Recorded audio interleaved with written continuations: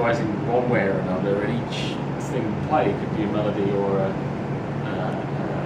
riff or something that could then be taken on its own and made into something. But you've got to grab these things as they go past. But so I've written a lot of stuff with my partner, my girlfriend, Dorothy Whittick, who we've been together 10 years. So all the records,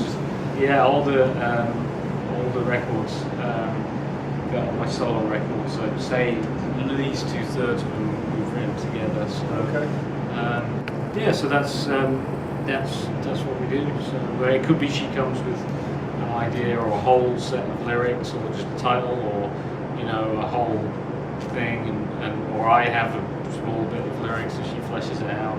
How long, an average does it take to write to complete a song? I don't know, like the stuff I'm working on at the moment, so I hope to record again very soon.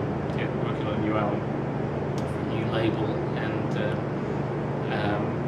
so the stuff I'm working on now is actually, a lot of it's been floating around the music for it, musically for quite a while actually.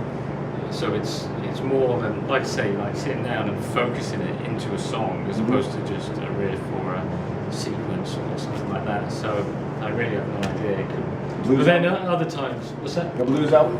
Yeah, I mean it'll be, I do what I do at this point. Right. I'm not about to change. You're not going to do a country western? Definitely not. Yeah, okay. I mean, I can't. I do what I do. It's what comes out. Do you have to live the blues to play the blues? No, I don't think so. Well, it's all relative. Everybody's got a story to tell. We often think, everybody thinks their own family is the most screwed up family, or everybody's is. There's families. There's always something. So obviously, I could not possibly relate to a life of segregation and that kind of dealing with that kind of bigotry and just terrible circumstance put upon you where you're expressing what it's like to live under that situation. I couldn't relate to that in a million years. I'm a middle class kind of white kid from England. How can I relate possibly? Right. And so how can I convincingly sing of that? Either is how it feels, but it doesn't mean that I don't have stuff that I want to express as well. So that's the way I look at it, and everybody has something to express, and I think for me that's what blues is. It's not the notes or the scale or the instrumentation or the clothes or the gear.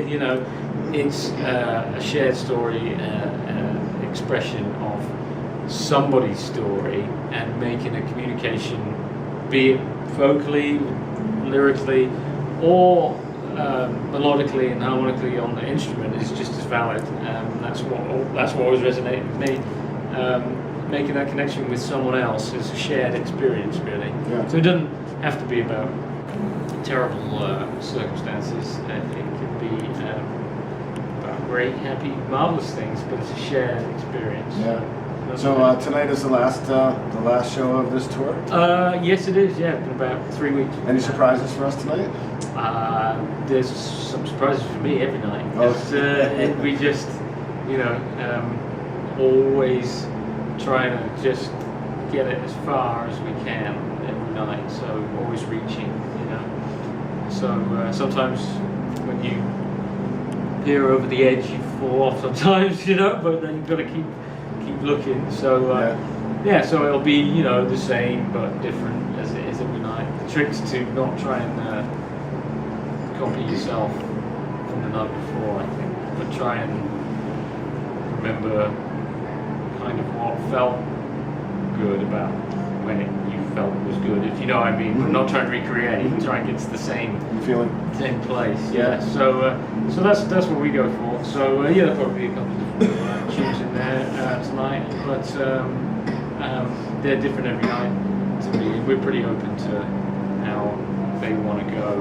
It's not like any set lengths of solos that I feel like taking another one, I will, and I can. So Yeah, you can. yeah. So but so can Johnny, you know, or whatever. You know, if he wants to stretch it out and go off somewhere, then that's all fine. You know, comes out of his wages later on.